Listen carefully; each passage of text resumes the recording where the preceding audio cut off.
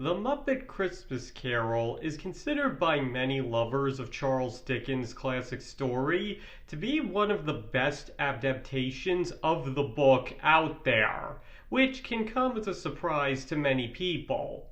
Because after all, how can a movie starring puppets, and especially ones known for such wacky antics, ever be able to tell the sincere story of a stingy old miser who was able to learn the true meaning of Christmas after being visited by three spirits? But truth be told, it does do a better job at it than one would expect, especially if one also takes into account that this was the first Muppet production to come out since the death of Jim Henson. So not only did they have to do it without him, but it was also his son, Brian Henson's, first time in the director's chair to boot. But despite the seemingly impossible odds, the movie has gone on by many to be viewed as a Christmas classic, and perhaps the greatest of all the Muppet movies outside of the original. And today, I'd like to go over how exactly they were able to accomplish this. And I'm not even going to bother saying that there will be spoilers ahead, because if you don't know the story of A Christmas Carol by now, you've spent your whole life in Antarctica. Okay, so to establish one thing right off the bat, one thing that can't be said about this movie is that it's the most accurate adaptation of A Christmas Carol ever. As in the end, this is still a Muppet movie, with plenty of Muppet-style humor, gags, and sequences added that are nowhere in the book. But that being said, it still manages to be more on point than some might think, outright showing that some people don't have a home to go to even on Christmas, and not pulling their punches when it comes to the death of Tiny Tim. I mean, sure, the nature of the story shows that these darker elements do ultimately have a happy ending, which is kind of the whole point of the book, which was probably why they felt more okay with depicting them, but it's still a commendable move on their part.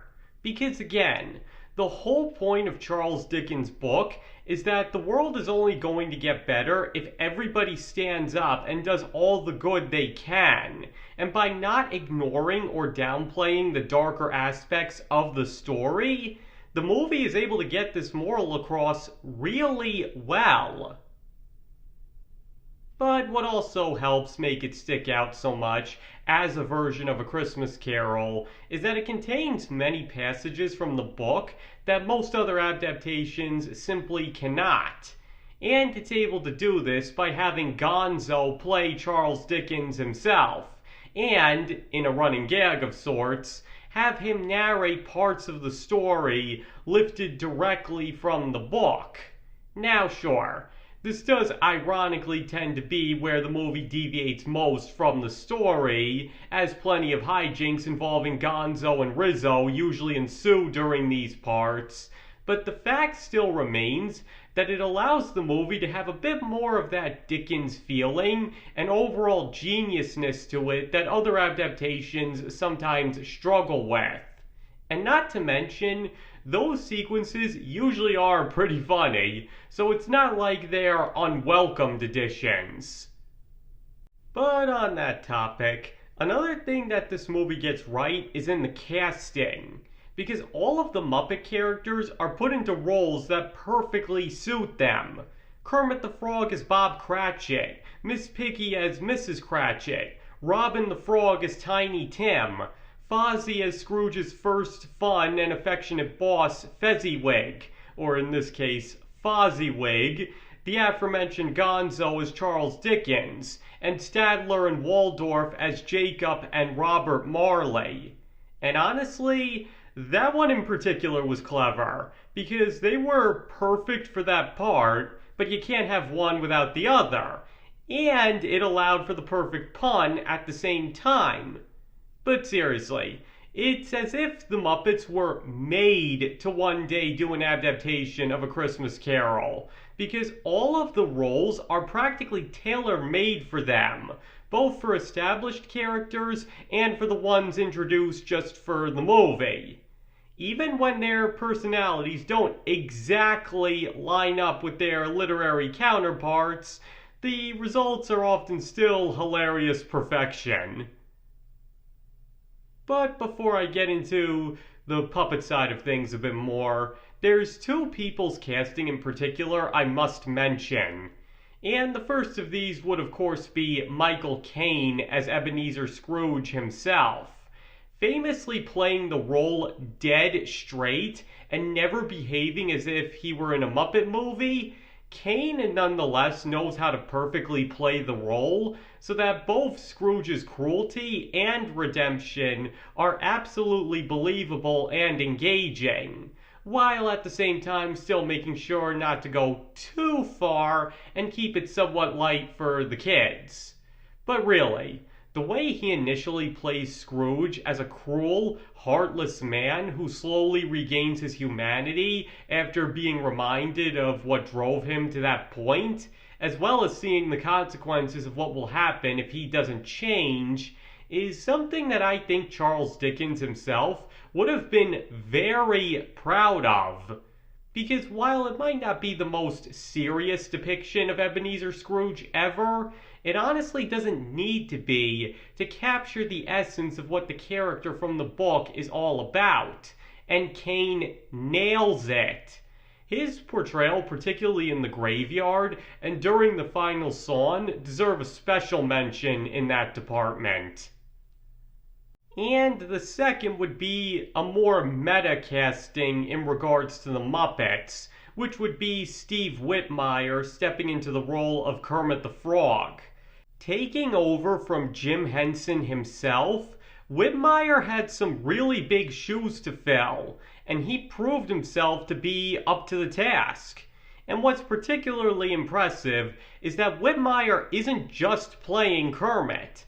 He has to play Kermit playing Bob Cratchit, meaning it's up to him to determine how Kermit should best play Cratchit.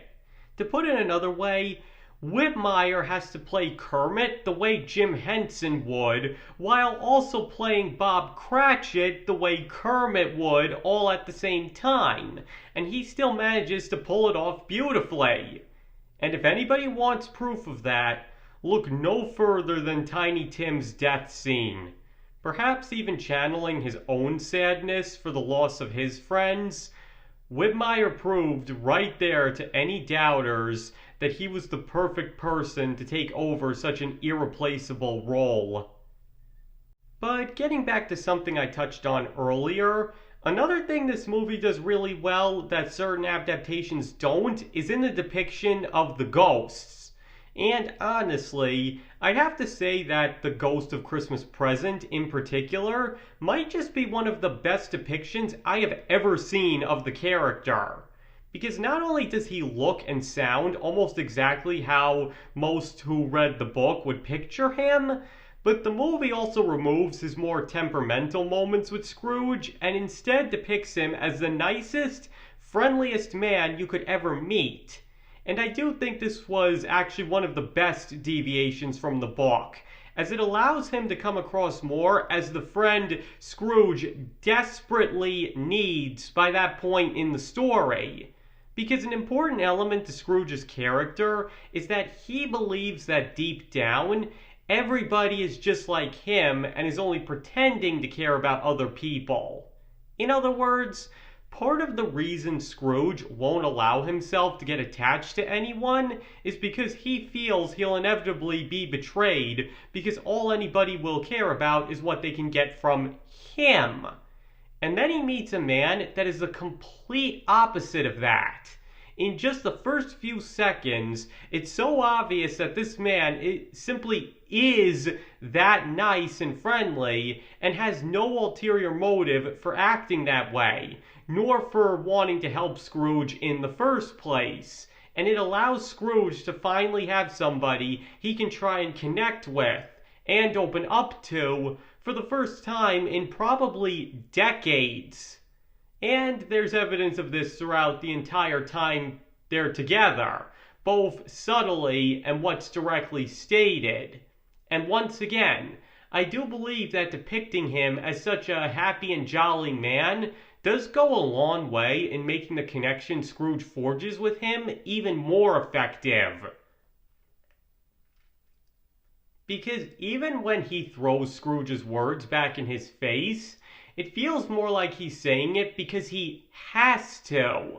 Like, he knows he has to remind Scrooge he said that so he'll truly understand the consequences of that viewpoint, but also comes across like he takes no pleasure in it. Just take a listen to how the line is delivered. If he's going to die, he'd better do it and decrease the surplus population. Once again, it sounds like it's coming from a man who has to hurt his friends' feelings for their own good, but isn't exactly happy to do it either. And once again, that's perfectly in keeping with his characterization as a wonderfully happy man that truly is generous and sympathetic to everyone, as taken from Dickens' own narration, and moreover, somebody that Scrooge would feel comfortable opening up to. Because again, with him there's no ulterior motive to be had, which allows Scrooge to finally put his guard down and have fun with him and actually understand the lessons he tries to teach him. And as a result, when it's time for him to die, it not only makes the whole scene even more sad to watch, but when Scrooge says, "But Spirit, I have learned so much from you," you really feel the impact of that line. So, long story short, I feel they really nailed his character here. But the other ghost I must give credit to is the Ghost of Christmas Yet to Come. Because while one would expect them to tone him down because the movie is intended for kids, his depiction is actually a lot closer to the book than most would think. Because he appears at the climax of the story, most other adaptations try to add more weight to his presence, with some even trying to imply he's outright evil. And while that has worked in some adaptations, the only point that's relevant here is that it's not accurate to the book. In Dickens' story, the ghost is barely mobile, and while he has a scary presence, never once tries in any way to hurt Scrooge, and is even implied towards the end to feel sorry for him, if anything. And not only is that the depiction the Muppet Christmas Carol goes with, but they also do a really good job with it to boot. Because while he may have a pretty scary appearance, he comes across as much more benign, and maybe even benevolent, than other depictions of the character. And I want to give particular credit to his body language, because while it's barely noticeable, it creates a world of difference between more other vicious versions of him. Just the way he points, moves his arms, carries Scrooge. His whole demeanor gives off the impression of somebody who most definitely wants to help Scrooge and cares about what happens to him despite his scary appearance. Basically, even though he looks like a demon out of hell, the way he moves makes him come across as much more like an old wizard or other mentor figure showing his pupil how to correct his life. And once again, this is much more in line with how he behaves in the book, being both scary and silent, yet his movements betraying a much nicer and benevolent figure underneath. And that's perfectly in keeping with not only the book, but the rest of the movie, as it allows Scrooge to both be afraid of him, but not too afraid so that he won't let himself be vulnerable in front of him, which, as I spoke about at length before, is an integral part of his character and a major reason he's able to learn his lesson. But seriously, I just want to once again give credit to the actor in the suit here, because his subtle body language helps make the Ghost of Christmas Yet to Come a very different character than he probably would have been otherwise. Frankly, I find it almost amazing how he was able to pull it off. Okay, so the point here is, The biggest reason the Muppet Christmas Carol succeeds so well as an adaptation is because it's able to capture the essence of the story so well. The writers understood Charles Dickens' story and knew perfectly how to translate it on screen, especially in the clever use of Gonzo as the narrator to give it an even bigger edge. But what also helps is that it's not afraid to be a Muppet movie either, allowing for the perfect mix of classic literature and zany humor without one ever taking over the other, and in the process helping it stand out amongst all the other adaptations of the book. Because as I've said in other videos, while more faithful adaptations are generally better in my opinion, sometimes it is better to take creative liberties, and this is the kind of movie that knows how to do it while keeping the essence of the story perfectly intact. Because Scrooge's redemption at the end might just be one of the most fulfilling depictions of it on screen, and in the end, that's what the story is really all about. Though that being said, even if it is one of the best out there, no adaptation can ever quite be as great as Charles Dickens' original masterpiece. But once again, this movie does still come closer than many others. Okay, that's everything I've got on that. So now I'd like to hear from all of you. Do you believe that The Muppet Christmas Carol is, for various reasons, one of the best adaptations of Charles Dickens' story out there? Or have you seen others that you believe are better? Please let me know what you think in the comments below. And like always, you don't have to agree with any opinions expressed in this video. You are free to think whatever you want to about this movie, and if you believe I've got it all completely backwards, that's absolutely fine. And thank you all for watching. I very greatly appreciate it, and I hope to see you all next time.